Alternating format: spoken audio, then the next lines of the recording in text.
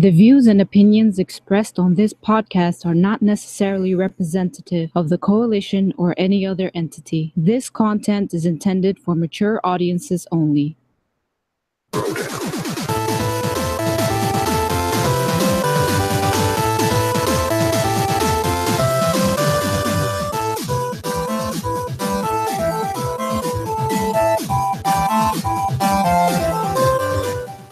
Yo, what is going on, people? Welcome to Throwdown Your Questions, episode 138. I'm your host, Tony Polanco, and I'm joined by Emilio Lopez. Kojima-san, you dare drag the great name of Konami through the coals. We deny you healthcare. Chris Seeley. Yo, fuck Konami, man. Carlos Romero. What up? Brett Murdoch. What's up, everybody? And Adam Vale. What's up? What's up? Yeah. By the way, in case you guys, well, actually, you did miss it. Obviously, we were having this conversation about the whole Konami situation at Kojima. Like, I didn't know they denied these people health care too. Fuck, man. That's what it was all about. They were literally denying them.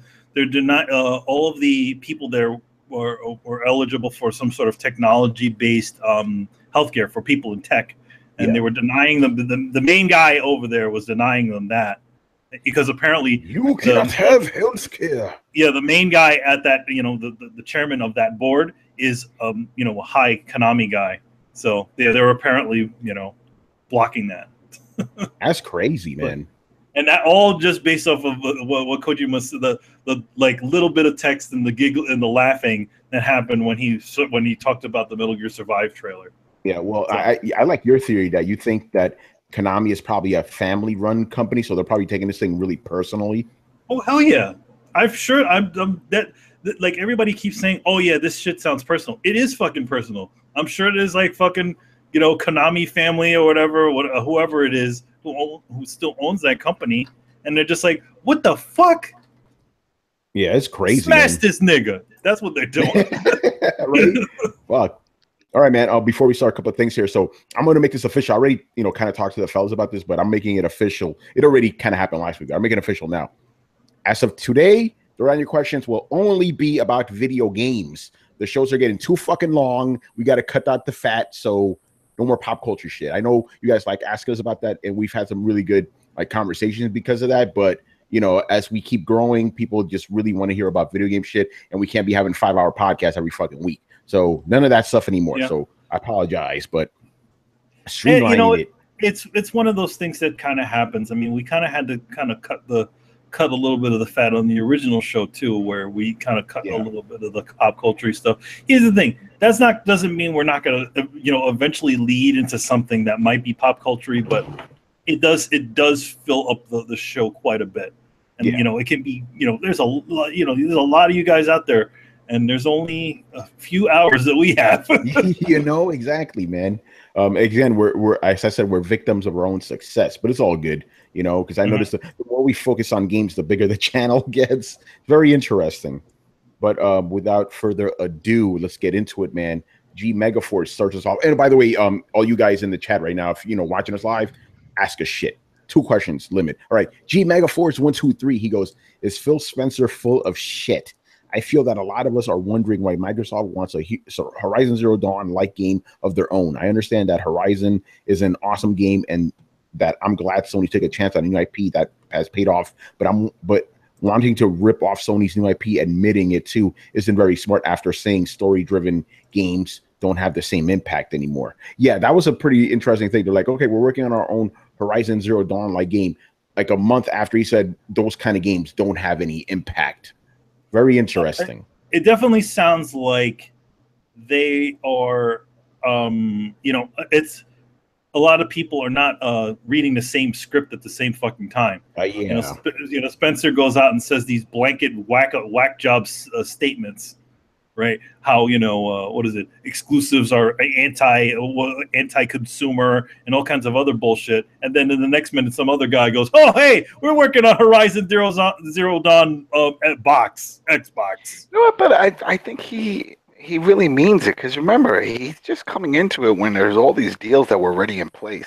So we'll see if any new deals start coming out and it's like, oh, this is exclusive content, because that's what he was really getting at. about the content, how that hurts people and the gamers. So let's see if he starts making these type of deals. Then yeah, he's a hypocrite. But a lot of these other deals were already in place before he got there. I mean, they already kind of had their own Uncharted game with their own kind of kooky Uncharted game with the quantum, I don't know what the hell that shit was. Quantic Break, I don't know if I would call that. That was Quantic Break. Quantic Break. I don't know. Yeah, Quantum Break, man. Quantum Break. There you go. I keep getting Quantic Dream and then that game mixed together. What, Quantum Leap? Quantum. What? Yeah, right. Just want Quantum Leap. Make Quantum Leap the game. Let's get back. I did, it's very interesting that they used the word Horizon in there. Yeah, they specifically was it who I don't know who this is, Diesel 78. I think that's Shawan Watson. He goes, they aren't necessarily making a Horizon Zero Dawn game. No, they specifically said we are making a game like Horizon Zero Dawn. That's what they said. Yeah. I remember they said something similar like that with God of War. When God of War came out, and that was a big hit. And they were like, oh, we're going to get something similar to that. And they got a whole bunch of games, actually, that were similar to that. Yeah, right? Mm-hmm. But yeah, I'm going to go with Manny on this one. I think, like, dude, you guys got to get get on the same page, man. You're making all these, like, hypocritical statements and stuff, confusing everybody. How can you say one week, oh, we think games like Horizon Zero Dawn don't have any impact, and then the next week, oh, yeah, we're making a game like that. It's like, huh? What? Yeah, really? Like, what the fuck? Yeah, anyway, guys, yeah. What do you guys make of that, man? I'm gonna take that as nobody else gives a shit. So we'll move on to the next. That was it. I mean, Yeah, you guys nailed it. Phil Spencer needs to just stay on point with his message. Like, you're selling Xbox, you got to pull developers in, whatever. Stop with the conflicting messages, and also it's kind of hypocrisy too, because if you had deals going like that, you would not be saying this stuff, right? Mm-hmm. Like, if you had exclusive deals, not just timed exclusives or whatever, you're just getting game period exclusive to Xbox. Like, back last generation, I didn't hear any of that stuff. Like, yeah, this is what differentiates the systems. They're just who watered down PCs at the end of the day. What differentiates is the content that's running on them. So that's the definition of exclusives. Like, you need to attract developers to your system so you can lock down those type of deals, not just time shit, and don't say it's anti-competitive because you are currently not leading the pack on that this generation. You have to look at it from both perspectives. You were doing it last generation, so that messaging, it doesn't mean anything. It's ridiculous. Yeah, it really means, like, it's lack of vision. Like, do they even know where they want to go? Because, yeah. Like you said, like they're talking about one thing one day, and then they're completely doing a 1080 and talking about something else, So it's just like, it makes you think, like, this is the head of fucking Microsoft. Do they lack vision? Do they know where they want to go? Like, here's the I don't think they know. Here's the thing I know about just working in the industry, and even Chris knows this too. The people that you think know what the fuck they're doing don't know what the fuck they're doing. They want to make it seem like they know what the fuck they're doing, but they don't. Yeah, no, I completely agree with that. They really just seem rudderless. Like they have no direction at all. It's like they're throwing shit at a wall just to see what sticks. Exactly. So they're trying to find the next thing. Because Halo is not doing what they expect anymore. Neither is Gears of War. It's not those two franchises, which were their big super things, are not doing that. So doing the numbers that they want. Them stepping out of themselves with Quantum Break, that didn't do as well as they expected. So they're trying to find the thing that will connect with the Xbox fans. Yeah, and also bring back some of the ones that they lost. With the you mean those traitors? Traitors will never be welcome back. Listen, all those guys, they want those people back, or at least every single PlayStation, or current only PlayStation owner to own an Xbox as well. Yeah. All right, man. Let's move on to the next question here. Oh, go ahead, Brett. It's just basic marketing stuff. Of course, they're gonna say whatever appeals to like companies don't have integrity to their word. There's kind of like dissemination of responsibility. It's nobody's real fault if the messaging gets screwed up and one guy says one thing one week and somebody else something the other week, or they change their mind, or they say something different because they couldn't reveal details to you last week. It's like, as an entity, they have a free pass to lie to you, so you can't really take a whole lot of what they say seriously. Best example, the cell phones, Sprint and all, and when they were saying, and Verizon, oh, 5 gigs is plenty. Remember, they had ads and they had the commercials talking about, oh, we've done our research, 5 gigs is plenty for a family stuff. And then all it takes is for one of them to just say, you know what, we're going full unlimited, and then everybody jumps aboard. Oh, everything's unlimited. See, it's great. Now you and your family can do whatever you want. Oh, I thought you said 5 gigs was plenty, though. Why are you doing this? The closest one I could think of is when David Jaffe was asked, "Hey, are you making another Twisted Metal?" It's like, "Nope, we're not working on that." Then the next year he comes out with Twisted Metal game. He's like, "Yeah, I had to lie to you guys." Mm-hmm. But he also lied. Yeah. All right, man. Let's move on to the next question. It's still Microsoft related. If Sea of Thieves flops in sales, does Rare have enough money to sustain itself? Or what the hell is Microsoft going to do if that game fails? What are they going to do to Rare? I feel like the thing is with Rare, they're still a part of the Microsoft ecosystem. They can just still put them onto something else. I mean, they had to. I mean, fucking last generation, they had to making fucking icons. Stupid, making designing avatars. So they'll figure out something to do with them. I don't think they'll drop them cold turkey. I mean, they didn't do it when Perfect Dark didn't, the Perfect Microsoft version of Perfect Dark, the sequel, came out, when that kind of flopped, or when the Banjo-Kazooie game they did flopped, or when Viva Pinata eventually fizzled out. They didn't drop them then, so I don't think Sea of Thieves doing bad will affect Rare too much. It may just mean that the company gets somewhat downsized or something. I'm going to ask a possibly controversial question. What has Rare done under Microsoft that has been like on the level of what they've done before they were acquired by Microsoft? Nothing. Those avatars look pretty cool.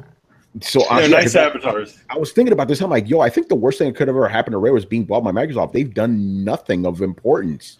They really. I am telling you, dude. Like, look at the guys that actually created Banjo-Kazooie. They're fucking gone. They made their own company and made the spiritual successor. Yeah, they want to make those fucking games, but just Microsoft probably wouldn't let them. Man, it's fucked up. So yeah, I agree with you. They're not going to get rid of them and stuff. They own them, but maybe they'll put them back on avatars again. Who knows? Yeah, I don't think they're going to drop them. I think even if their products are not the greatest out there, they're still a commodity, and I think Microsoft sees that. Yeah, by the way, I would give a quick shout out to Daniel Lawson. Despite the fact that he isn't exactly liking what we're saying about Microsoft, he did throw $5 our way. So thank you for that. I enabled $5. Yeah, Daniel, what's the name of that shit? There's something in you could enable for like live chat or something like that. Super chat. So he's like, enable it. I keep forgetting. I finally enabled it, so he threw $5 at us. Thank you. And if anybody else is throwing money at us, feel free. Thank you. Yeah, Daniel. I mean, the fucking Throwdown Bank. Some of us still like Xbox. I play my Xbox. I mean, Carlos plays his Xbox. We like it. We're just calling out as we see it, though. Thanks, bro. Yeah. No, you're right about that. Yeah. Remember, all of us once upon a time were really mad at Sony too. Like, I jumped from Sony to Microsoft, and like, maybe I'm just one of those swing buyers, but like, man, if Sony keeps like going down their list, I have no idea what that. If Sony keeps going the way that they're going, which sounds like they're slipping back into old Sony, there may be a brand change in the next generation. I'm not opposed to that idea. I'm probably not upgrading my PlayStation since I have 2 of them, but when we talk about next generation, we'll see where Sony and Microsoft stand, and if Microsoft continues to cater to its audience more than Sony does, then we'll see a lot of people jump ship again. Yeah, not to derail the conversation, but we did get some comments specifically towards you, Brett, over what you said, how Sony isn't really delivering, and then they listed every single exclusive Sony has put out just this year alone and are going to be putting out. So Sony isn't really being complacent. They're dropping a lot of fucking exclusives this year. No. I didn't say they were being complacent. I said their attitude shift was one that I wasn't a huge fan of. They seem to be getting arrogant again, and that's just like, I'm not saying if they continued as they are, like I'm gonna jump like no. It's just I see traces of the arrogant Sony there again, and I'm afraid of that coming back. And you know, it's kind of like climate change. Like, yeah, like right now it's not bad, but like if it continues at this rate, worst case scenario, I could get mad at Sony. But no, I don't think they're not delivering right now. Yeah. All right. So there you go, guys. You know, in case some people got mad at you, boy. No. I look. I get pissy about the attitude of companies, and that's probably more in depth than a lot of people want to get. But you know, when I feel like Sony talks down to its customer base, it just what they said about specifically, how did they talk down to customers? Because the only thing I've noticed that Sony has done that's kind of fucked up is like they don't want to do cross play with all the other companies. You know? And then what they said about the indie developers, how they don't really need them right now. Well, that's Jim Ryan's dumbass saying that. Hey, he still speaks, and a lot of people.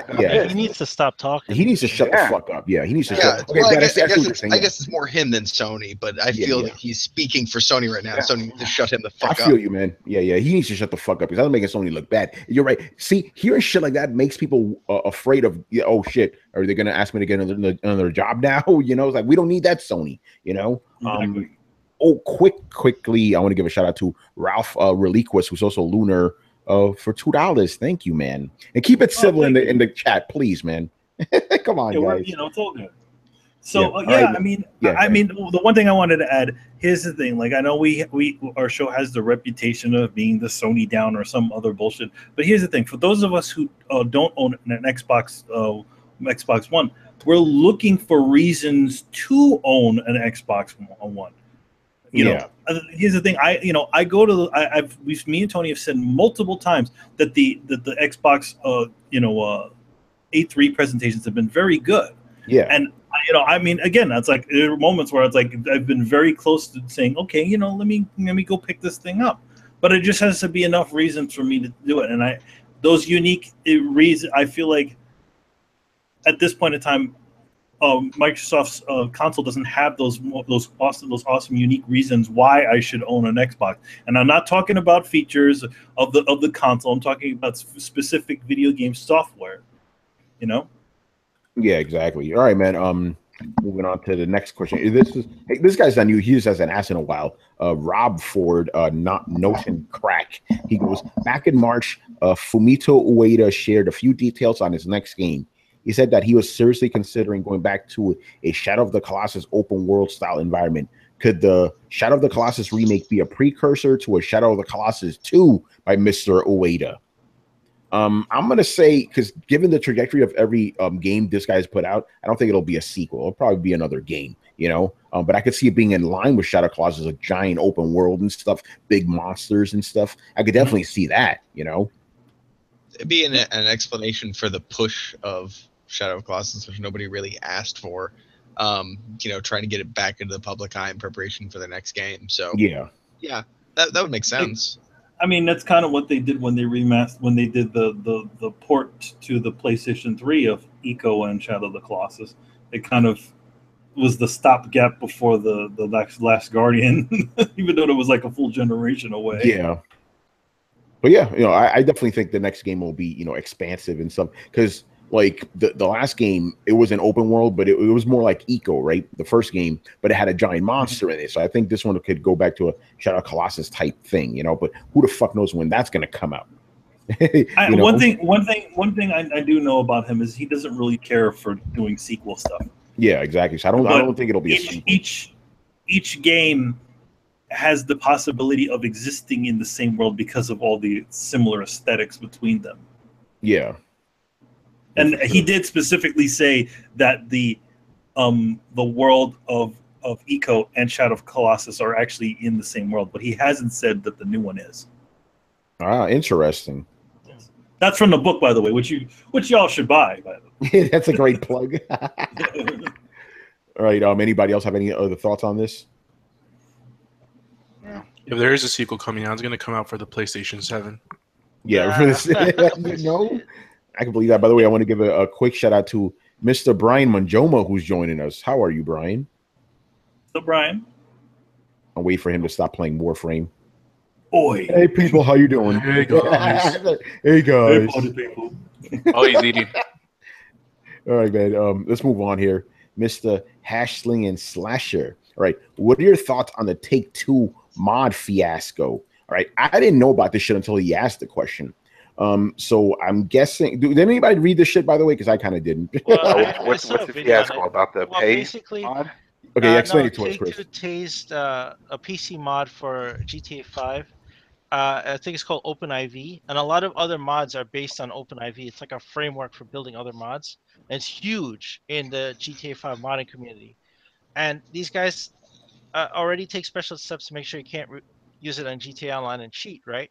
But Take-Two sent them a cease and desist, threatened to sue them, and made them shut down, saying that, oh, it's a security risk for GTA and whatever. Basically, they wanted to eliminate that mod because it allowed people to create content inside the game and basically circumvent them buying stuff with the shark cards, right? That's really what it was all about. So the GTA 5 community was like up in arms. They were pissed, and a lot of modders, OpenIV shut down, so they didn't have anything to finish their mods. Some people were midway through building stuff with it.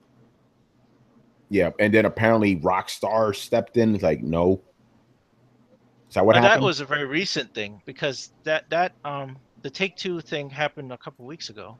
So I didn't hear about Rockstar stepping in and kind of blocking Well, this is what it it says here. It says Rockstar. I'm reading this from Polygon, by the way. Rockstar has issued a statement through its support knowledge base, solidifying their support for user-created mods of its games. So I guess they're okay with this. You know, I guess it was the listen. Okay, this is what Rockstar it says. It goes, Rockstar Games believes in reasonable fan creativity, and in particular wants creators to showcase their passion for games. After discussions with Take-Two has agreed that it generally will not take legal action against third-party projects involving Rockstar's PC games that are single-player, non-commercial, and respect the intellectual property of third parties. Yeah, because it looks bad. I mean, Yeah. look how well GTA 5 has done. Look how much money it's made. And these guys literally are going to taste this framework, which only works in single player. And their excuse was, oh, well, you could cheat multiplayer, which you can't.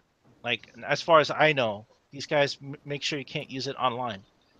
So it was bullshit. The mod community should just threaten Take-Two and tell them that they're not going to buy their 6th and 7th copies of GTA 5 if they don't sell this. You know? It's probably just their legal department, and that's That's what it is. Well, I've had experience with this before, getting into legal problems with the video game industry. The one thing about this sort of stuff, this is over the Gears of War money that I actually made for Adam here for Christmas. That's right. And I got a cease and desist letter from Epic Games about it. You know, essentially, it's a letter from a lawyer saying that what you're doing infringes on our copyrights and all that other wonderful things. It's really kind of a scare tactic that they use, just to kind of get you to stop, and then eventually they can possibly take you out to court. But the same sort of situation is that the lawyers for these companies, whenever they see these sorts of things out there, they're just kind of like, they just instantly attack. Yeah. They don't actually go into detail into trying to find out any sort of information. You know, like they're just like, oh, pff.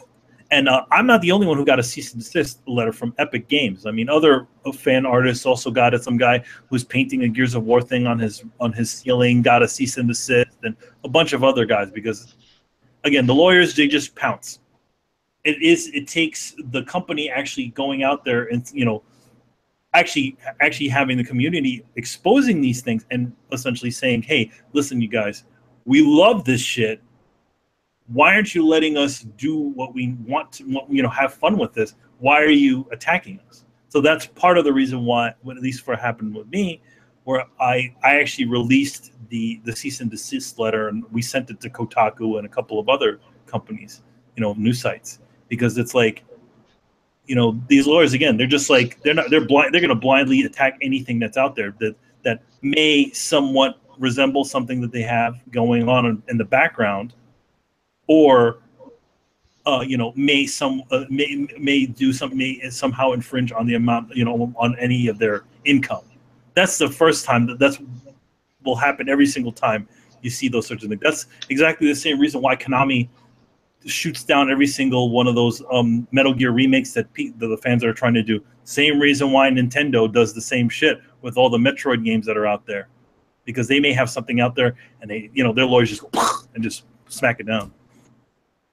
But it's at least good that Take-Two, that the actual Rockstar said, no, this is cool. It's cool. They're doing this.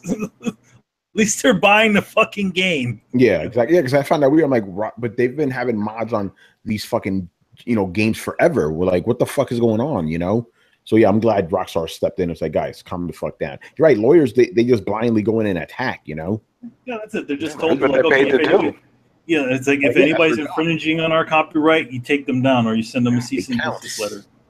They have something to talk about in their next meeting. Like, oh, Yeah. look, we shut this shit down. Yep, we saved you guys money. Did we get a bonus for that? Right. All right, man. Let's move on here. Next question. Okay, with there being a demand, as small as it may be, of more powerful potatoes, I mean consoles, do you think that consoles will start to cost more than $500, $600? And will consoles ever reach frame rates higher than 60 frames per second? Or are we just going to make jumps in resolution and keep 60 FPS as a standard in the future? It's kind of two questions. So let's tackle the first one. Do you see like PS5 being $500? Yeah. I think it all depends on if people are willing to buy it. If people are shelling out money, then they'll do it. They'll justify it, of course, and then they'll do it. And people will be like, what? Yeah, fuck, I think I'll do it. I don't think you'll ever see a main console ever costing that much ever again, man. Yeah, I think you could. And I think the key is going to be the first person to come out with some kind of modular or upgradable console. Like, the problem is with the PC, once you invest that money, it's gone, right? And a lot of people know, like, I'm not going to pay $1,000 for a console I'm going to have for 3, 4, 5, even 7 years necessarily. Like, but if you give them the option to build forward, or give them the option for a base unit, and then suddenly they can, upgrade a little here, a little there. Like, you'll have them investing more money. Like, it's kind of like the physical microtransactions. Like, yeah, man, you can have the base unit, it'll run games just fine. Like, but if you want to bump up your frame rate, you can just plug this little thing in or replace this little thing. I don't think you're going to see $700 consoles become the norm. I think that there's a price point that they won't go above, even for enthusiasts, honestly. So if you don't make them upgradable in some way, then I don't think you'll see a $700 console. But if you did give people the ability to have like every fucking bell and whistle and build like the Genesis 32X Sega CD monstrosity kind of thing, then yeah, you'll have people like drop $900 into a whole console setup so that they can show it off on their Instagram and their Facebook and their Twitter page. Like, yeah, you'll have people championing like the highest end of the spectrum with a low entry point. And I there's a reason that Steam boxes, or the idea of Steam boxes, have been around for a while. It's something that the market is kind of absolutely in need of. It just hasn't found a useful way to manifest itself yet. So, but I guess I still believe the dream. I still believe that we're going to go the way of, upgradable Steam box type things.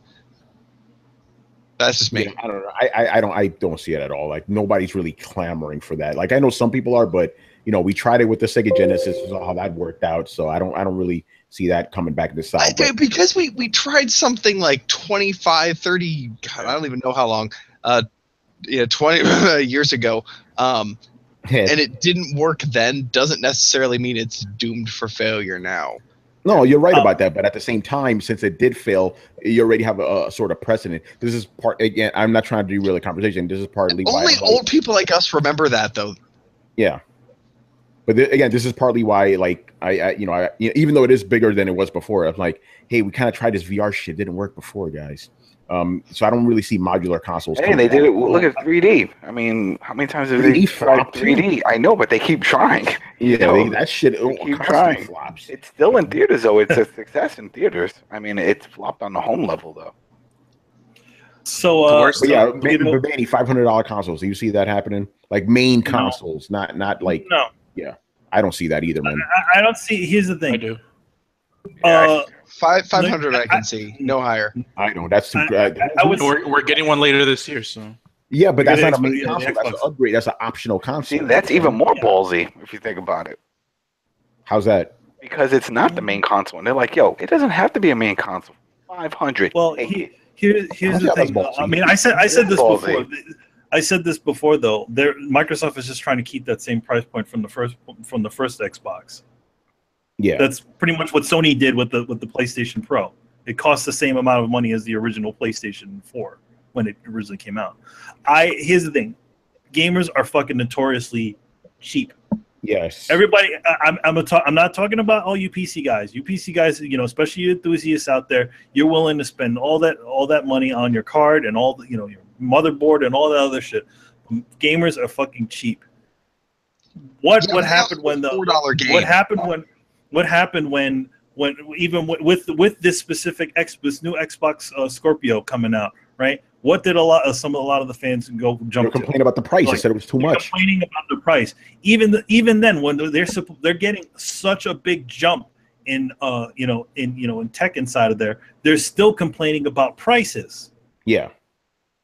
I Because say, it doesn't justify it. you know, 500 is still pushing it, but you have to also give people some sort of worth out of it. I mean, again, you're realizing that there's nothing that showcases this thing out there right now. But Forza? Does it come with Forza? You know? It probably won't come with anything. But we're not talking about Scorpio right now. But we're not talking. But again, it's like I feel like there is a sweet spot. Consoles are not like cell phones. People, for some reason, want to blow like $700 or $1,000 on a cell phone, but obviously, you say I'm going to spend $700 or $1,000 on a fucking console, the internet would explode. Just like they did just like everybody exploded when Sony announced that price of that PlayStation 3, or when fucking 3DO did put out that crazy monster. What was it? It was close to $700. Yeah, Philips CDI as well, $700. The Philips the CDI, Neo Geo, remember that shit? The Neo Geo, that shit cost a lot of money. Exactly. You know? And the thing is that with the Neo Geo, you're getting some pretty crazy tech right in there. You're essentially getting a home arcade board. Think about it like this: the PS3 didn't even start actually selling until it got to 400. Even when it was 500, nobody was buying that shit. You know? Yeah. So that lets you know right there, 400. That's the sweet spot. Anything higher than that, you're going to miss out on the entire mass market. And you need those casuals to sell your systems. Let's just be honest here. So 500 is too much. One of the biggest mistakes that Microsoft and Sony is doing is that they're trying to, well, I mean, this might just be like a natural occurrence, but like they're trying to make this more competitive with the PC market. Yeah. So the way you compete with the PC market is by getting better parts. Like this whole 6 teraflops thing with the Xbox X. Like they're just gonna want to get as close as they can to PC without breaking the bank. So don't be surprised if you see more of these consoles. At least the upper. I don't know if they'll have like different tiers, different SKUs, but you'll have like the enthusiast console. Like I think there'll be different SKUs. I can see that, like the normal version, then the enthusiast version. Mm-hmm. But I think, I mean, this is something that both of these companies are probably trying to jump in on, because they're thinking about, like, all right, every time one of their multi-platform games comes to their console, it's always compared against the two, but then it's like, but then again, there's a PC. Yeah, oh, anything can go. The PC is amazing. You know what I mean? So I'm sure they're like, how can we tap into that? How can we throw ourselves into that conversation where we're not the underling and that we're sort of comparable? How can we do that? Yeah, I mean, that was part of the reason for the X. They said like, they said they're in the middle of a console life cycle. They start losing dudes to PC. So like, okay, how do we keep these guys? Yeah, but here's the problem with that. Like, you're gonna have somebody buy the system a second time? Like, that doesn't generally get received well. I think there are a lot of people, like myself included, like, yeah, I'd love a PlayStation Pro, but I'm not going to shell out another fucking $400 for it when I already have 2 working PlayStations. But like, what do you say to the guys that did buy a PlayStation 4 Pro, and what do you say to the guys that were hyped up for Scorpio for a whole year? There are those people, but I'm saying like if the trend becomes like they're going to announce a system and then a couple years later they're going to announce a premium version of that system for the same fucking price, that really like almost, you know, it's bad for early adopters of the system. So why not at that point just sit back and wait for a game catalog to build up, a better system to come out, and for the price point to come down? Like what? Yeah. But that's for anything that you buy. Like that's for PCs, that's for cars, that's for cell phones, that's for almost anything you buy. So yeah, I agree, but it's not unprecedented like this type of thing. You could theoretically just wait until the upgraded versions of the consoles get released and you just buy those. The second you cross the threshold where PC gaming becomes cheaper in terms of hardware, PC gaming is already cheaper. I mean, gaming wise, I mean, it's there. He said hardware. I know, but I mean, people still don't even believe that. I know so many people like, no, it's all the same. It's all the same. No, it's not all the same. No, PC gamers pay a fraction of the price for the game. So that's why I'm saying, like, if when you get to the point where you sit back and be like, okay, so I bought a PlayStation at launch, right, and then I bought a PS Pro.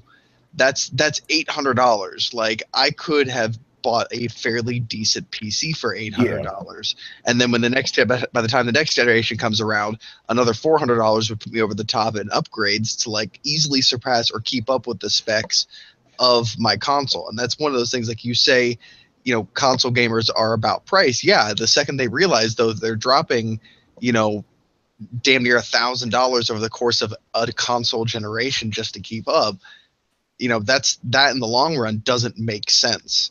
And you're gonna hit this critical point where PC gaming just becomes the cheaper, more efficient solution. It's you know, fully customizable. It's cheaper to get a PC and maintain a PC than it is to get and maintain a console through the course of an entire generation. Your games are way cheaper.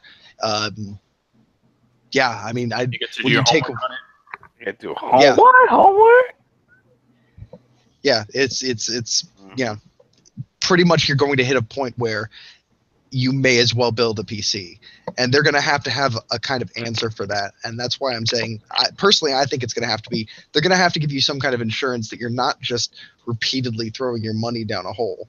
Otherwise it's like, you know, well, I mean, shit, especially if they did cross that $500 threshold, even at that point, you're like, well, shit, for $600, I could damn near build a PC and then upgrade it a little bit. So if they do go that route, I don't think it's going to be very successful or last very long. People are going to get wise to the fact of how much money they're spending pretty quick. Yeah, all right. Let's answer the second part of this guy's question. Will we ever see a time where 60 frames per second is standard on consoles? Yes. Yeah, eventually. Sure it'll get there. Eventually, sure. You know, it's just like with HD. I remember shit was standard. I don't know. I don't know. Are they going to try and aim for 4K first? Because they may just try and go 4K at 30 frames per second. Well, that's what they're doing now. That's exactly what they're doing now. I would be extremely skeptical of it, because by the time that we get 4K 60 frames on every game, 8K will be out. Yeah, that's right. Yeah, the next big thing. That's why I'm saying they may do 4K 30 frames and just never bother putting 60 frames on a console for the most part. I mean, we're seeing it sometimes, but you know, for fighting and racing games and stuff. But I don't know. With 4K coming out and everybody apparently making the push for 4K, I could see them not even, you know, why go to 60 frames per second when we could focus on just bumping up to 4K? Yeah, well, that's what they're doing now. But like, I think he's really asking, like, do you think this could happen in the next generation, like PlayStation 5? I don't think it's a thing they're focusing on. I think while some games find it important, I don't think it'll be a standard. I think people are focusing more on resolution than frame rate at the moment. Yeah, no, that's true. I agree with that. That's the reason we got that. Like, if gamers asked for more frame rates, they probably would have gotten that, but they wanted more resolution. Because again, it's hard to advertise frame rates. It's very easy to advertise resolution. You know. Yeah, on those YouTube streams, man, it's gonna hard. Yeah, right. It's fucking ridiculous, man. All right, let's move on, man. Robert Figartner. Sorry if I messed up your last name here. He goes, excellent podcast. Thank you, sir. Right. He goes, thank you. The Xbox One X has impressive specs, but the main problem with it, along with the PS4 Pro, is the terrible CPU.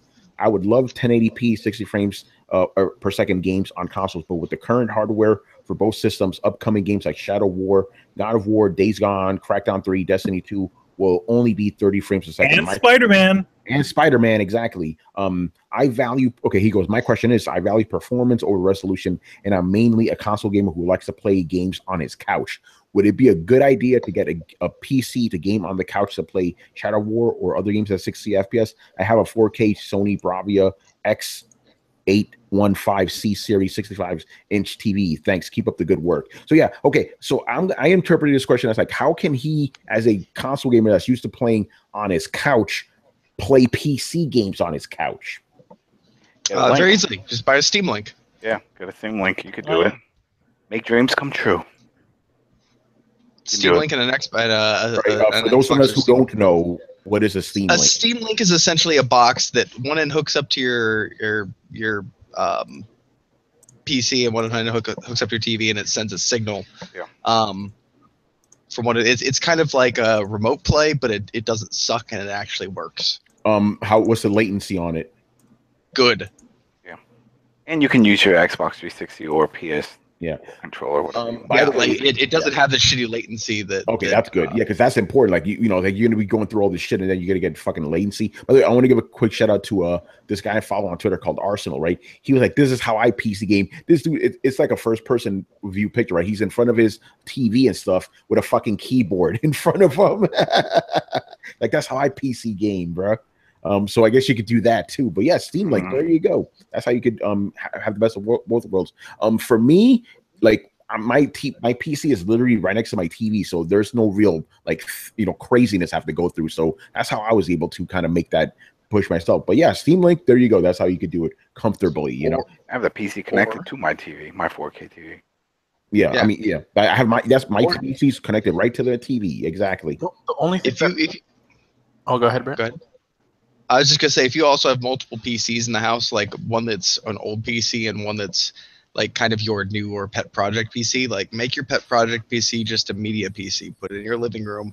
The other one doesn't need power to access the internet or rendered Word files or anything like that. But then you keep updating your media PC, and that's where you can save all your files, all your 4K Blu-ray, movie, whatever's. You can store a bunch of games there, and then you can access it the same way you do a console, pretty much. The only thing I like the idea of a dedicated living room PC, but a Steam Link is your second best and probably way cheaper choice. By the way, Daniel, of course you need a PC in order to use Steam Link. That's already implied, bro. Come on now. You got to give us more credit, and now you can't just buy a Steam Link. Like, I'm good to go. That is, you need a PC. You need a PC too, you know. The only thing about Steam Link is that I don't think it does 4K. I don't believe it does. Yeah, that is true. People are. It's been out. It's been out a while. It's been out for a few years, so I don't. Unless they made a new version, I don't think it supports it. If you're wanting if you have a 4K TV in your living room that you're wanting to like console game on, you're pretty much going to need a dedicated living room console. And if you have a 4K TV, that's not asking too much. You're obviously willing to invest in your hobby. Just get yourself a living room media PC. See, I like these type of questions. We're helping gamers out, man. That's it. All for help. All right. Next up, Black Metal Gamer. Hey, dude, by the way, if you're listening, dude, you literally asked us these questions as I'm setting up the room. We need to know. I want to know. Yeah. Does he like black metal? Does he listen to like Demon Boy? Yeah, he does. I've had conversation with him. He's a metal dude, you know. Yes, particularly black metal. So I'm guessing he listens to like fucking demo and shit, you know. You know, if he's really hardcore, he's probably like, that shit's not real black metal. You know, he's listening to fucking Northern and shit, you know. You know, real black metal. You don't listen to Craig of Filth. It was Emperor, right? That the guys used to bury their clothes. They would bury their clothes like 2 days or a week before a show, and then dig it up so that way they could have that death smell. Yeah, he's fucking black metal. All right, man. So his first question is, are you guys fans of light gun games? He goes, with Farpoint selling well, do you think light gun games or on-rail shooters could come back to gaming, or is that best left to arcades and VR? I wouldn't mind it. I don't mind. I mean, if you have a few beers and you're hanging out with somebody, that shit's fun. I'm Beers. telling you. Yeah, you gotta booze a little bit. But yeah, no, it's fun. They're fun. I played. There was a Dead Space game that was a light gun game, right? A couple years ago, and I played that. I'm like, actually, I should go back a little bit. I used to love light gun games. My favorite was Virtua Cop, right? Play that shit all the time, right? So I played this Dead Space light gun game. I'm like, I don't think I like this genre anymore. Like, I think I'm done with this shit. As much as I loved them, and then I played Serious Sam, VR back at E3, and it was a light gun game, and I'm like, this is kind of stupid. So me personally, nope, I don't need light gun games anymore, man. I mean, you too old for that shit. I'm too. Not that I'm too old for it. I outgrew it. Take that how you will. It's just not for me anymore. I used to love them. Don't get me. I used to love fucking light gun games. Especially in arcade. Remember that Terminator game? Shit was crazy. For one thing though, you were playing that Dead Space game without a light gun. Yeah, that is true. No, you need a gun. You need a my gun. thing is I'm like, I have to be on rails shooting this shit. Like, see, that's my question. Like, Farpoint isn't on rails, is it? I don't think so. So that's the other part that confused me. I thought like Farpoint was like a little which Dead Space are you talking about? You're talking about that that's the one that came out for the Wii. Yeah. But it eventually came out they ported it to PS4, or PS3, my bad. What's going on, Corey? But yeah, I'm done with light gun games. Nothing against them. I don't hate them. I used to love them, but I'm done. I can't anymore, man. I'm good. I'm good as long as they're like Farpoint is, where you're not stuck on, like, I hate games on rails, and I always have. Even if I'd way prefer like an Order 1866 like linear style game than a game on rails that's literally on rails. I've never been able to stand that shit. But yeah, from what I've seen, I'm really interested in trying out Farpoint. I just have yet to pick it up. That I still don't think that's a light gun game, though. You know what I mean? Like, I think he brought it up by name. And you do use a gun type thing in it. But is that on rails? But it's not on rails. I mean, the only thing that makes it really a light gun game is the fact that you have a peripheral. Yeah, I mean, okay, but I'm like, because to me, light gun games, you need two things. It needs to be on rails. It needs a fucking gun. So if you don't only have one of those, it's not really a light gun game. Okay, by those definitions, I would say that it is out. I thought he specifically mentioned it though. Yeah, didn't he say light gun? He did, but I'm questioning whether he's right or wrong about that. Okay, well, like maybe his definition is off. So like, let's just say that you only need to have like a gun. Like if Farpoint counts as a light gun game, do you think that genre is dead, or do you think we could see more games like Farpoint? Again, I'm showing how bad of a gaming journalist I am. I have no fucking knowledge of this game. Can you move? If somebody in the chat answer, can you fucking move on your own in this game? Is it Farpoint? Yes. Yeah. Yes, you can. You move it. So it's not stick on the gun. That's your movement.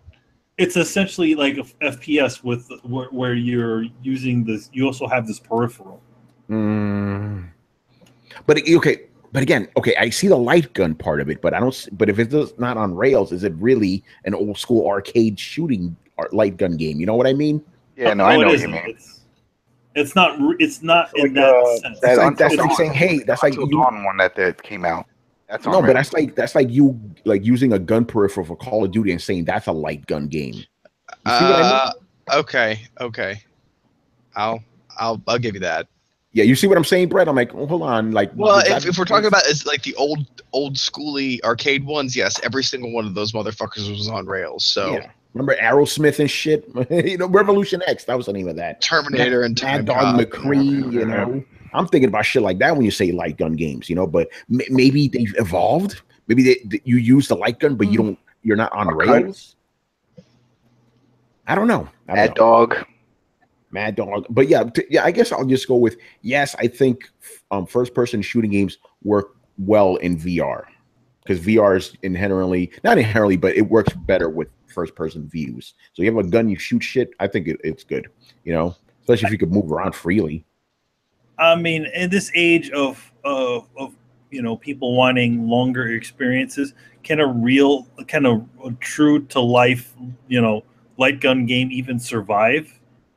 If you were to bring out time, time. What was it? Not Time Splitters. What is that game? Time Crisis. Crisis. Now, Time Crisis, by the way. Yeah. if you were to bring back something like Time Crisis or the Silent Scope games, which were both like Could. Silent Scope. If Xbox Live Arcade. By the way, was Miguel thing. Perez says that you can move on your own in far points, so it's not on rails. So, okay, thank you for answering, because I honestly didn't fucking know. So yeah, I mean, I do feel like there, in general, I could see the light gun game coming, still existing. It's some place, but I feel like that it needs to be presented in a way that current gamers would probably want to play. It's funny you bring that up because because remember I played that light gun game at E3, but I also played a couple other light gun VR games. Just every time I go to some events, I'm like, I guess that genre exists in VR now.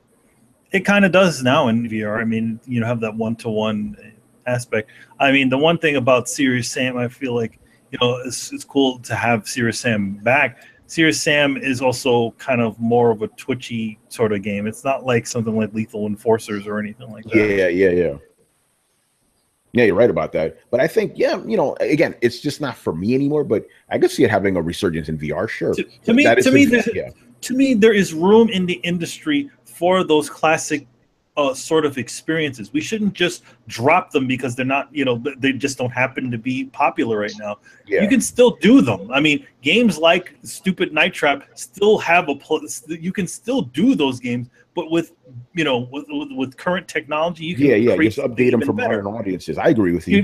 Create it for modern audiences. Like there's already been quite a bit of video based games, even light gun games. I feel like we don't need to lose these things, and I think there's a place that we can have all of them, have all the cake and eat it. Except if it's for the Power Glove, that needs to die. That was that Power Glove. The Power Glove wasn't even made by fucking Nintendo. That was a cheap piece of shit by Galoob. It was so bad. All right, man. Let's move on. Next question. This is the Super Scope wasn't even an official Nintendo product either. Oh, really? No. Interesting. That was made by a toy company as well. All right. Okay. Let's move on, man. This is a hard one too. What is your favorite generation of gaming and why? Oh, that's a tough one. I would say right now, because we're seeing this is the 8th generation, I guess. So yes. Okay. Why? It's been a good couple of months. I don't know about generation though. What do you mean a good couple of months? Like, this generation started November 2013. I know, but I'm saying this generation has been good just a couple of months ago. Oh, that's a good point there. So, Adam, explain, why is this generation your favorite? I think because it's third generation with the Nintendo, over the fourth with the Super Nintendo, fifth with the PlayStation. Because we've seen it grow, we've seen it change, and we're like, wow, this is great, and think about it, it's been getting better. You can't say that the PS4 and the Xbox are weaker than the N64 and the Genesis. You know what I mean? Things have been progressing. It's getting better. Now, is the leap from a 360 PS3 to PS4 and an Xbox One? You could argue about it, but it's still far beyond from when we grew up fucking playing 8-bit. Yeah, but what about game quality? Because I would argue that the last great game generation was the previous gen. This generation, let's just be honest, has been really fucking bad. I love the fact that I can save. That, to me, I remember the first time when I didn't have to put in a damn code, and I could actually save. That's a big deal.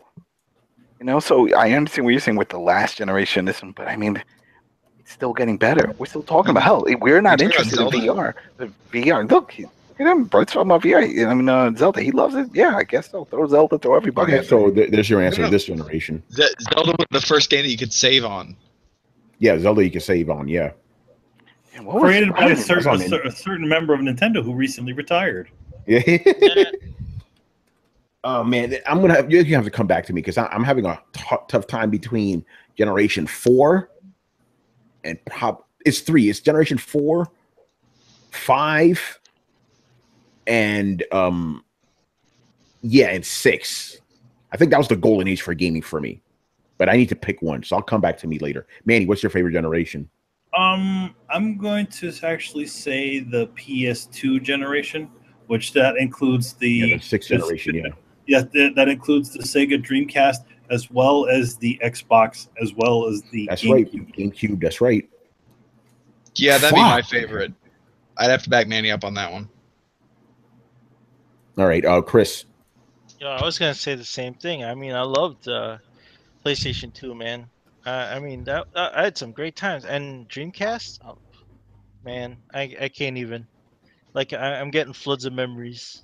Yeah, the memories. I'm getting verklempt. Don't sing that song though; they're copyrighted. Oh, you know. no, but yeah, that for me, for sure.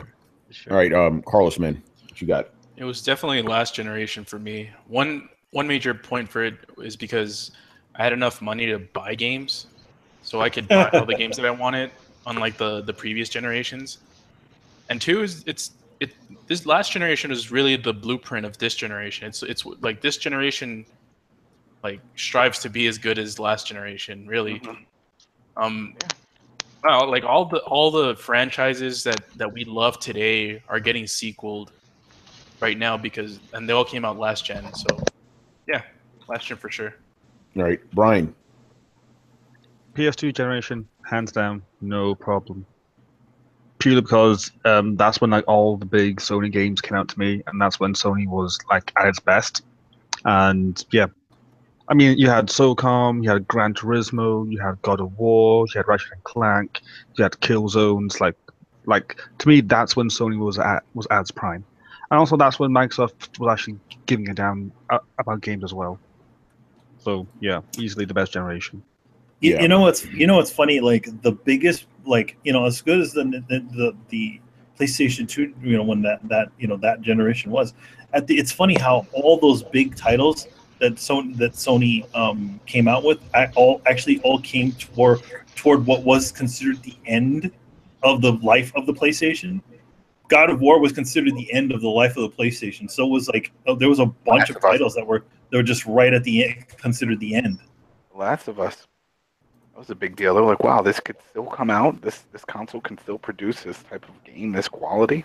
Yeah. All right. For me, I really want to say the fourth generation, the Super Nintendo, Sega Genesis generation, because that's where I really, really got heavily into gaming. But I got to be honest, like when it comes to like the sheer amount of great games that I played, I'm gonna have to go with the majority here. The PlayStation 2 era was fucking amazing. And here's the thing: the PlayStation 2 era was also the last era where you saw like kind of weirder games being released by major companies, right? Like with Also, the there were a PS3 ton of developers. What happened? There were a ton of developers. Yeah, so many developers that aren't. A lot of them don't exist anymore, which is sad. But with the PS3 era, which I thought was, again, I'm going to say it's the last great era because this generation's been fucking terrible.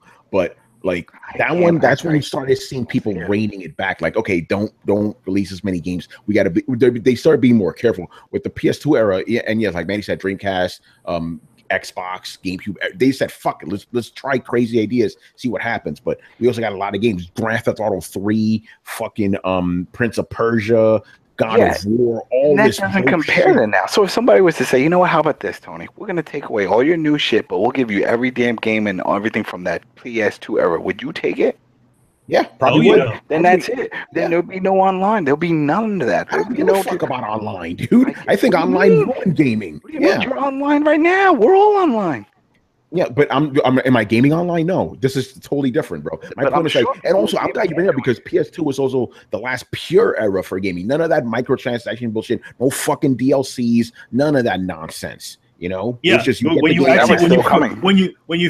fucking finished the game, all the shit that you earned in the game wasn't just locked behind a pay window like everything is now. None of that I think the first game that did that was Ghost Recon for the original Xbox. I remember when that launched and I had to pay for DLC. No, that was free DLC. That's right. Yeah. You know what? Just for the sheer fact that there was no fucking DLC really back then, I'm going with the PS2 era, man. Even though it had. But then there was no fixes. Games. If your game was broken, it was broken. I had plenty of games that just broken out of the box. And you know what they would do? They would actually fix the game and then ship it out again. You know, and that didn't happen very often, though. You know why it didn't happen very often? Because they didn't have that excuse like, oh, we could just release the shit online. They didn't have that shit. They had to make it right the first time. You know, they used to have the video game testers. Yeah, they used to have. Remember the video game testers? They don't have those anymore. It's like, fuck it, patch it later. You know? Yeah, PS2 kills everything, man. All right. Next question here. Who are we up to? Oh yeah, Lunar 1745, who was also what's your real name again, bro? I forgot. Anyway, okay, Carlos, man, get ready for this one, bro. Will Microsoft take the NPD win for the holidays this year? And Carlos, the reason I'm asking you is because I think you and I were on opposing sides on this one, because I said the Scorpio probably is going to help Microsoft win the NPD, but now I'm having second thoughts, bro. They're definitely not going to win. I definitely I don't think. I'm going to tell you right now. I got to say, I got to be honest. If Nintendo gets their shit together this holiday, they're cleaning fucking house. With that Mario game, forget about it. You know? Yeah, it was all like the prediction was all based upon what the price was going to be for Scorpio. Like, if it was a $400 console, like it was over. Like, Microsoft was going to win NPD. Well, it's that and the quality of games that they released during that window. I mean, right now the only big one looks like Crackdown, and it's not looking so great. So yeah. So I'm changing my stance on this. I'm gonna say Xbox is not gonna win NPD during holidays. I'm gonna say Nintendo's gonna win that shit. No, there you go. I'll still stick with the PS4. I say the new Atari console is gonna win that. That's right. I mean, Tony, they couldn't even. Okay, win but again, last month, if they produce enough, systems, Nintendo will win. If they don't, I'm gonna go with Sony on this one, man. Yeah, it depends what Sony. If Sony comes out with a killer bundle, that would definitely help them. They're gonna have a lot of bundles. They're gonna have fucking Destiny. They're gonna have Call of Duty. They're gonna have Battlefield. It's fucking over, dude. You know. But that one Mario game, if Nintendo makes enough systems, I'm telling you right now, man. But again, that's a big if. You know. Well, I saw today that Best Buys all over the country just got stocks of about 20 each in. So 20 each. Jesus, Nintendo, what the fuck is wrong with you, man? It's not them. We discussed this. It's a component. Oh, the Apple shit, right? Yeah. Well, no, Apple is buying all those components. See, NAND flash and all that stuff is at a premium in China. It's just at a shortage, and Apple has the capital to buy most of it. You know. So they don't want shortages, so they are buying it up. Man. But yeah, I guess we could all agree we don't think Microsoft is going to win NPDs. No, I doubt it. Not with the Scorpio is certainly not going to help. Yeah. I'm going to be like the wild horse and say yes, purely because if I'm right and you guys are wrong, I'll just be laughing. I just want to make like the Xbox fans happy for a change, but you know what? Someone has to play devil's advocate, so I guess it's my turn. Brian, someone's got to make him happy. Yeah, right. It ain't gonna be us, apparently. Yeah. Just you. I mean, it ain't gonna be Microsoft. Or the games. Oh, what happened? What about the 6 teraflops, though? Okay, now we're being mean.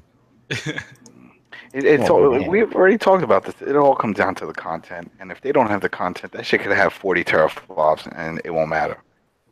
Right. I mean, people want games. They want to see it in action. That shit could have all the power in the world. If nothing's utilizing that power, then what does it matter? By the way, DB a gamer says, "What are you? I still can't find one." He's talking about the Switch. Have Brett send you a Switch. He apparently knows, where they sell a bunch of them. There we go again. Tell me, in Kansas.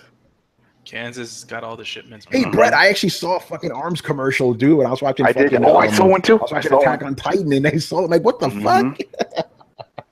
Oh, man. Yo, man, they coming after you. They coming at me. They want to punch me in the face with their arms, man.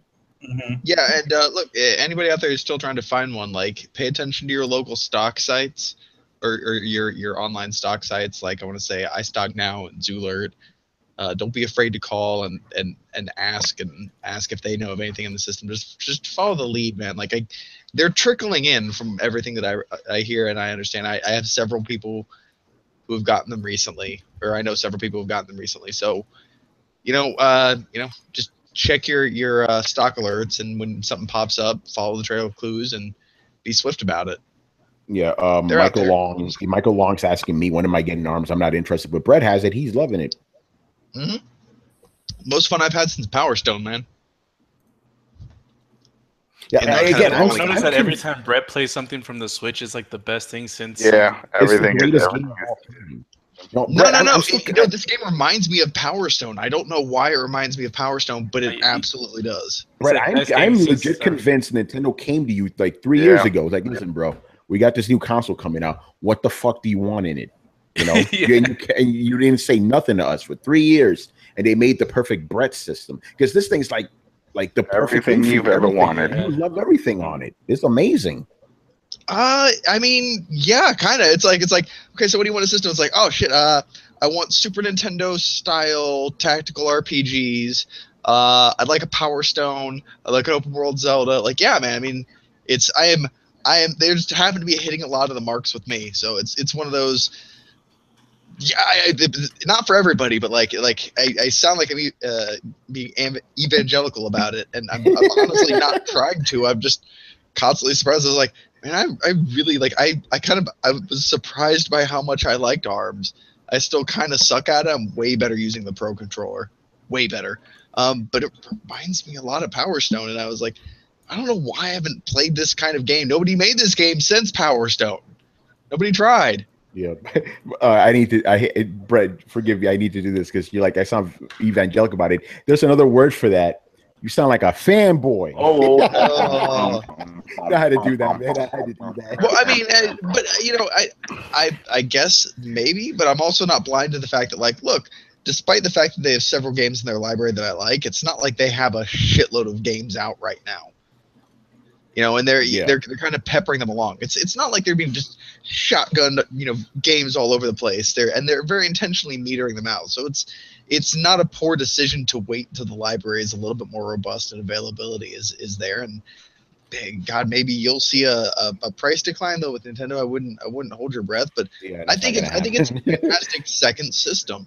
I do not advocate it as your primary means of video gaming, but I think it's an awesome side gaming system. Sounds very familiar. Sounds like a certain Wii. What people used to say about the Wii. They seem to have hit the mark that they wanted to with the Wii, and it feels like it's sticking this time because it's unlike the Wii where I'm just like, fuck this shit. I'm like, I'm surprisingly having a good time. I actually enjoyed motion control with ARMS.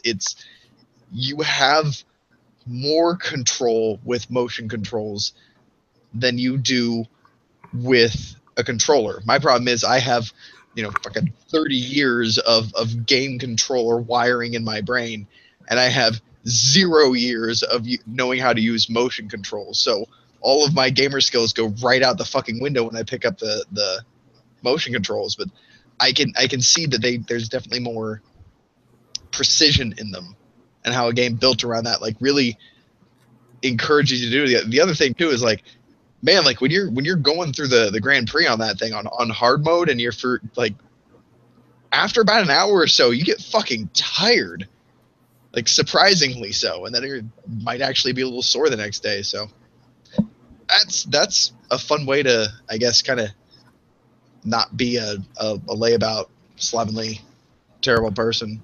And you would have loved the Wii Fit, man. Mm-hmm. No, I didn't, and I wouldn't have. That's. Don't you want to do yoga? No, like look, EDP yoga. If you make the game kind of fun, but and I have the choice to be active or not active. Like I'll play sometimes with the controller, and then sometimes I'll be like, I've been just laying around too long. I need to get the move. Then I'll play it, actively. It's nice having the option, and it's good that it works both ways. There you go. All right. The final question of the night is, That's what she said. Yeah, from Sodep1. He goes, what is the most popular game of 2017 so far? I went and just typed in best-selling games of 2017, and the most popular game of the year so far is Adam's favorite game, Tom Clancy's Ghost Recon Wildlands. Yep. Going That's right the highest-selling game of the year. And then number 2 is fucking For Honor. Like, damn, shit. For Honor. Yeah, and here's where Wildlands just a reskin of another game.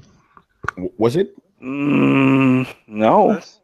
I mean, some people. No, I thought it was a brand new game. It is. A lot of people thought that it was another Division, and that's the problem. It's not. It's more of like Borderlands 2 than it is the Division. There is no PvP yet, and all the missions are offline. There's nothing online about it. Besides the fact that you could have co-op, and a lot of people don't count that as being online. I thought Wildlands was essentially built on the same map that their previous game was. I could be thinking of a different game though. So this is completely different. I think you're probably thinking Far Cry Primal. Yeah, you're thinking about that. Far Cry Primal is literally the last Far Cry game. 4, yeah. Just repainted with new trees and shit. Yeah. Okay. But yeah, that's the most popular / highest selling game of the year. So there you go. It's really popular in Europe from a lot of people that I've been talking to, and then whenever I do group chats, I'm coming across a bunch of people out in the UK. So, Okay, and if you look at all the videos, a lot of them are from UK. I got a question. Yeah. Like we have this idea that, you know, your typical Xbox, Call of Duty, Mountain Dew, bra gamer, like everybody knows that stereotype, right? And I'm not letting any humans do it. But there are those definitely kind of what we, I guess, qualify as bro gamers. Are bro gamers an American thing, or is there a heavy European audience of bro gamers? People like shooting guns. That's it. Yeah, I love it. I love shooting guns. I love playing games where I'm shooting guns. I love military shooters. That's it. I'm a sucker for all of them. I love it. But the thing is that one thing about you, Adam, you've always kind of had an interest in military. Yeah. Shit. Like even from when we were kids and like you were in the Boy Scouts and all that shit. Yeah, You've always been interested in military, like G.I. Joe, all that stuff. I would have been in it too. Remember, I also tried to enlist, and they said I had too many implants. Because I have an implant in my finger and in my arm. But I would have been in the military too. It's my thing. Yeah, Brett, what was your question again? Does Europe have a big population of bro gamers? Brian. Yeah, because I'm just in the UK and I've represented the whole of Europe. You have your Brian. Brian. Do you not Yeah. know? Do you not? Do you not know that you're supposed to answer for the whole country that you live in? This is like the Olympics. You entire represent continent. England. Hey, listen, you're the only guy from the UK on the show, so you're more qualified to answer than any of us. Just I don't think so. Like looking at how the military is glorified, like in the US compared to here, it's nowhere near as much. So probably not. And judging by, I think like the God of War. Someone made a statement like regarding like why they changed God of War like the way it was, and it was because it doesn't sell as much in Europe because it doesn't have like a core story mode type thing going on. So hence why they changed it like that. And even if you go back and look at the trailers for Alien Covenant, they have two very distinct themes. It's like the US one is more like bombastic and more like influenced or more on the side of like, hey, like there's just action everywhere. Whereas like the European one is kind of like more soft and slower paced. So I don't think they would be, but if there is, I don't know, and I've not seen it. The reason. Go ahead. Oh, go ahead. No, go ahead. I'll go after you. Oh, the reason that brought this up is Tony and I were talking about, how big a sway Europe has over game sales and things like that. And it got me to thinking that I don't know if any of us are really very firm or any of us really know the demographic of your average European gamer. We know how things are here in the States. We know how Japanese gamers generally react to the market. Do any of us really know what your general European consumer wants? I know that's lumping a lot of people together, but I know PlayStation is it just sports and driving games? Driving games are huge over there, though. That I do know. I know driving games are big. But then again, we also know, what's that car show that's huge over there? Top Gun or Top Gear? Top Gear. Mm-hmm. Well, it was. Now it's not. Well, didn't a guy come? Oh no, he has his Netflix show. They created their own. That's right. What was it that he choked the director out or some shit? Yeah. He like got angry because like his steak was not warm enough, and then like punched some guy. Yeah, it was some weird shit like that. Hey, don't mess with this man's steak. See, perfectly reasonable behavior. God damn, my steak isn't ripe enough. No. Anyway, the one thing I do kind of know about as far as European and marketing is that they tend to focus a little bit more on the art side of things. Like, you ever notice that like some covers when you see them go over to Europe, that a lot of times they'll have like painted covers or something like that, or you actually see some nice like artwork on the cover. Because apparently that painted covers and illustrated covers seem to go over a lot well over there than it does in the States. That's why you see like stuff like Metal Gear Solid. 4 had an illustrated cover, and then some other games had it too. and I think I asked somebody who was involved in the industry, I'm like, why is there such a big difference between covers? And they're like, oh, it seems that the European market seems to react better to illustrated covers rather than cheap. Oh wait, didn't that happen with you in BioShock? Didn't they want you to make some special covers for Europe? Oh yeah, I did. I actually did. I did these 3 BioShock Infinite promotional pieces for the release of BioShock Remastered. And those were only released in Europe, right? Yeah, that was only released in Europe. Go. I mean, they did put them online, but I was hired by the European branch of 2K to do that project. Same thing with the Metal Gear project. I was hired by partially Konami Europe and this place called Geek Art. So they seem to focus a lot more on the art side of things, and I think that's probably the reason why there's such a big difference also between the trailer of the Alien trailer too, where it's going for more of the kind of feel, the dark feel of it rather than the kind of balls to the wall action horror part of the movie. But that movie probably, from what I hear, that movie sucks ass. Yeah, I heard it's terrible. See, look, we talked about pop culture for a second. And with that, we shall end tonight's show. So thank you for. Did we have any questions in the? No, that's it. I grabbed them all. I grabbed them all as we were going. That's crazy. Nice, succinct show. I like that. We're gonna go to bed early tonight. All right. So thank you for watching and listening. Leave us your questions in the comment section of this episode here on YouTube or on the Coalition. We'll answer them on next week's show. Subscribe to Throwdown on SoundCloud, iTunes, and YouTube. Follow us on Facebook and Twitter at Throwdown Show. Links are located in the description below. Once again, our show is Tony Polanco. Tonight I was joined by Emilio Lopez. I'll see you later, guys. Chris Seeley. Hey, take care, everyone. Carlos Romero. Peace. Brett Murdoch. It's been real, party people. Adam Vale. Wait. Regarding this pop culture thing, because remember, I always do my lucha thing. Throw it. No, we're not answering questions, but you want to throw it. Okay. Well, I just gotta say. I mean, I know a lot of people are like, lucha. Yo, 2 episodes back, a guy punched another guy's head and smashed it to bits. He killed him, and this is a wrestling program. Watch this shit. And Brian Monjoma. I have no funny intro this time. Yeah, you got to brush up on your Jaden Smith quotes, bro. He's been very quiet recently, so it's kind of hard to. It's probably because he was hired to play Static Shock or some shit. Oh man! How old is he now? Is he even? He's back on Twitter, wearing dresses and shit. Wearing dresses? Wow. He probably has no gender now. Yeah, no, he doesn't. He doesn't. He's gender neutral now, apparently. Wait. Will Smith's kid? Yeah. Yes. I was going to say something. I'm not going to say because I'll get in trouble. I'll talk to you guys next week. Later. Don't drink and drive. Please don't.